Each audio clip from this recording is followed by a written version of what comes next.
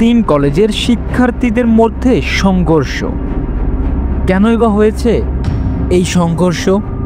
কেনই বা পরিণত হলো এমন রণক্ষেত্রে? কি ছিল এর পেছনে কারণ?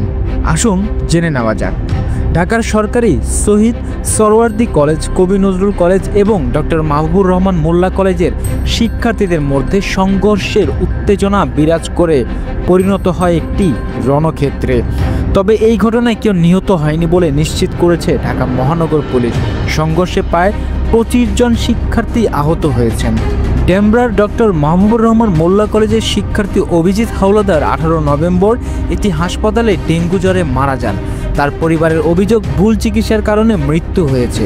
এই অভিযোগ ঘিরে তার পরিবার ও সহপাঠীরা হাসপাতালে দফায় দফায় ভাঙচুর চালায়। পরবর্তীতে সেই সময় আর উত্তপ্ত হয়। 24 নভেম্বর মোল্লা কলেজের শিক্ষার্থীরা ফের হাসপাতালে ভাঙচুর চালায়। তাদের সঙ্গে শহীদ সরওয়ার্দী কলেজ ও কবি নজরুল কলেজের শিক্ষার্থীরা একাত্মতা ঘোষণা করেন, কিন্তু দুই পক্ষের মধ্যে সমঝোতা না হওয়ায় হাতাহাতির ঘটনা ঘটে।